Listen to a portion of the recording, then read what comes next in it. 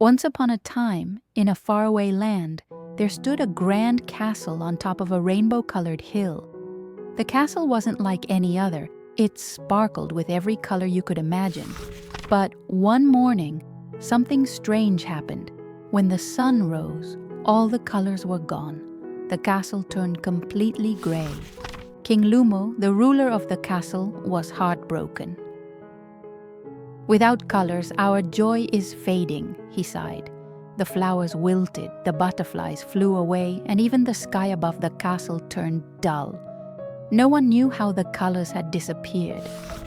But there was one little girl who believed she could help. Her name was Lila, and she loved painting rainbows with her magic brush. She lived in a small cottage near the woods and always dreamed of visiting the castle.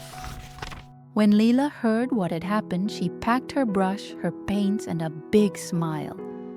"I'm going to find the colors and bring them back," she told her cat, Momo, who followed her everywhere. As Lila walked up the gray hill, everything looked sleepy and sad. She gently touched the castle wall with her brush, but nothing changed. She whispered. "The colors must be hiding somewhere." Suddenly, a whispery voice came from the wind. "Find the 3 color crystals, red for courage, blue for kindness, and yellow for joy. Only then will the colors return." Lila nodded bravely and began her quest. She followed a path into the woods, where she met a grumpy dragon. His scales were dull and dusty. "I lost my fire," he grumbled. Lila smiled kindly. "Maybe you're just missing courage." She gave him a red flower and painted his scales red. A red crystal popped out from his tail. Next, she found a crying cloud sitting over a pond. "Nobody likes my rain," the cloud sniffled. Lila held its misty hand and said, "Your rain helps flowers grow. That's very kind." She painted the cloud light blue. A blue crystal floated from the sky. Finally, she reached a lonely sunflower who had turned its face down. "I don't shine anymore," it whispered. Lila danced around the flower, sang a silly song, and tickled its petals. The sunflower giggled and lifted its head. From its center, a yellow crystal glowed. With all 3 crystals in her hand, Lila returned to the castle. As she placed them on the castle gate, a magical wind swept through. Colors burst from the ground, the sky, the walls, everywhere. The castle shimmered once again. King Lumo danced with joy. The flowers bloomed, the butterflies returned, and even Momo purred with happiness. "You brought back more than color," said the king. "You brought courage, kindness, and joy." And from that day on, the Castle of Lost Colors became the Castle of Bright Hearts. Lila was named the Guardian of Colors, and every year, children from all over came to paint their dreams on the castle walls. The Frog Who Dreamed of Flying. Once upon a time, there was a little frog named Rita who lived in a peaceful pond hidden among the trees of a magical forest. Rita was small, green, and had big round eyes that always looked upward, dreaming of the impossible. Unlike her friends, who happily hopped among the lilies and played by splashing water, Rita spent hours gazing at the sky. She watched birds flying high, wings spread wide, crossing clouds as soft as cotton. And she would sigh. "One day I'll fly too," she whispered with determination. The other animals in the forest laughed at her. "Rita, frogs don't fly," the turtle said, giggling. "You have legs, not wings." The ducks quacked from the lake. But Rita didn't care. She believed that big dreams begin with a small idea and a lot of courage. One morning, while hopping between stones, she found a large white feather. It looked like it had fallen from a stork. Her eyes sparkled with excitement. "This is perfect," she exclaimed. Using a blade of grass as string, she tied the feather to her back like a wing. She climbed onto a rock, took a deep breath, and jumped. "I'm flying!" But no, she just belly flopped into the water with a big splash. Rita came out soaking wet but smiling from ear to ear. She didn't give up. The next day, she tried with large leaves stuck together with mud. Then she used sticks, flower petals, and even balloons she had found after a birthday party at a nearby house. Nothing worked, but every attempt was an adventure. Her excitement was so big that younger animals started following her to see what she would try next. To them, Rita was like a brave little heroine who never gave up. One afternoon, while resting under the shade of a giant daisy, she heard a curious buzzing sound. "Are you the frog who wants to fly?" asked a high-pitched voice. It was Peppo, a chubby and friendly bumblebee. "Yes, that's me," Rita replied, sitting up quickly. Peppo smiled. "Then come with me. I have friends who can help you." Rita followed him to a hill covered with flowers of every color. There lived butterflies, dragonflies, bees, and other bumblebees like Peppo. Everyone gathered joyfully to help the little dreamer frog. With spiderweb threads, soft petals, and a touch of forest magic, they made a pair of small, light, shiny wings. They placed them gently on Rita's back. "You're ready," said Peppo. Rita climbed onto a high branch. Her heart was racing, but not from fear, from excitement. She closed her eyes, took a deep breath, and jumped.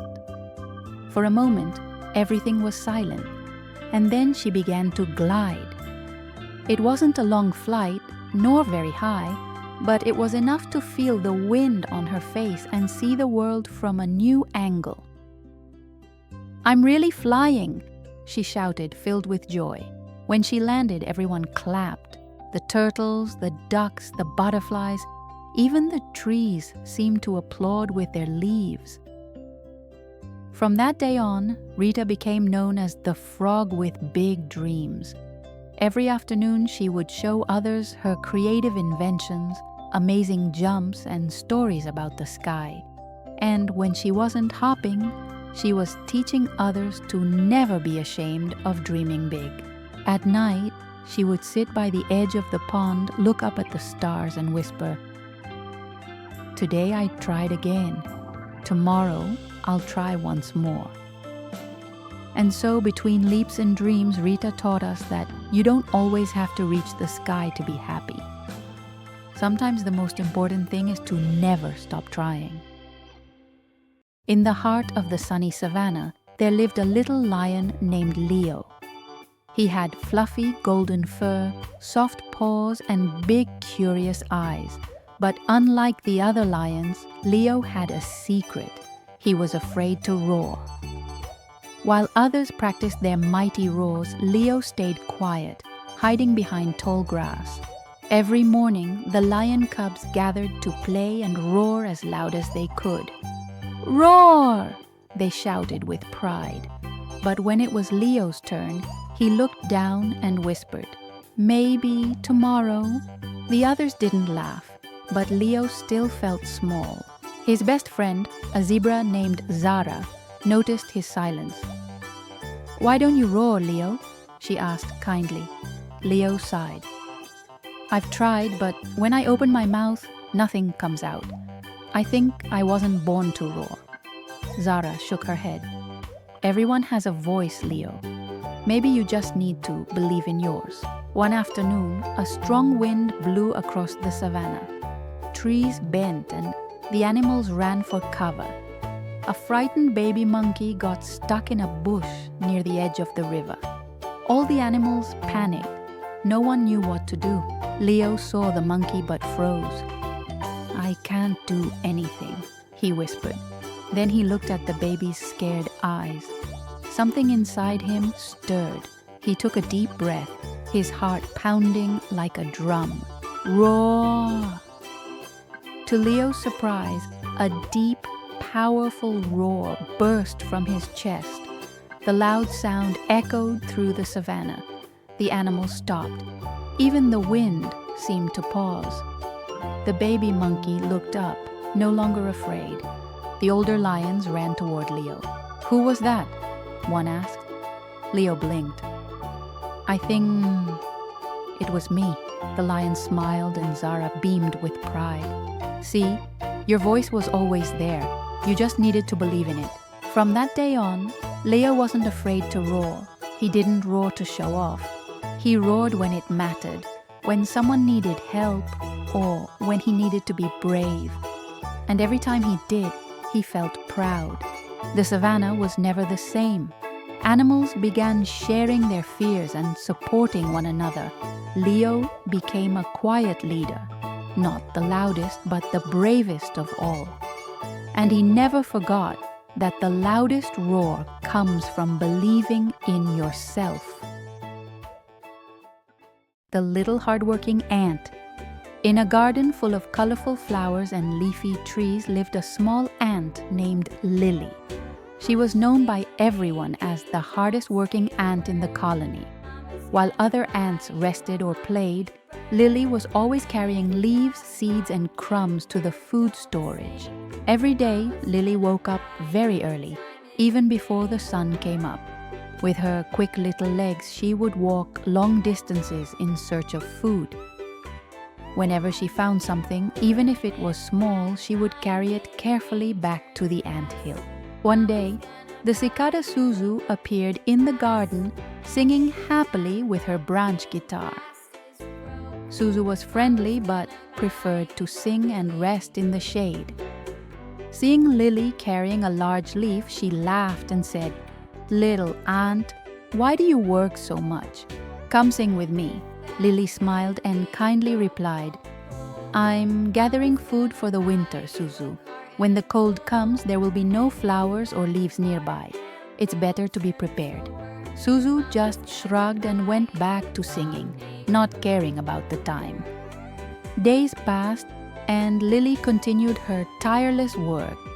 Meanwhile, Suzu spent her days sleeping, playing music, or dancing in the sun. The other ants, seeing Lily's effort, began to help her too, inspired by her dedication. Autumn came, and the leaves began to fall. The wind grew colder and the sky cloudier. When winter finally arrived, the whole garden was covered in frost. There was no food along the paths, and silence reigned in the forest. Inside the anthill, Lily and her friends were warm and well fed. They had stored enough food to get through the winter comfortably. But outside, Suzu shivered from the cold and couldn't sing because of hunger and sadness. With her kind heart, Lily left the anthill and went looking for the cicada. She found Suzu hiding under a rock, curled up and starving. "Come with me, Suzu," said Lily. "You can stay with us until spring comes." Suzu was surprised and touched. She entered the anthill with Lily, where she was warmly welcomed. During the winter months, she helped however she could, cleaning the tunnels, telling stories, and sometimes singing to cheer everyone up. When spring returned and the sun shone again, Suzu promised to change. She learned the importance of being prepared and helping others. From then on, she sang, but she also worked alongside Lily.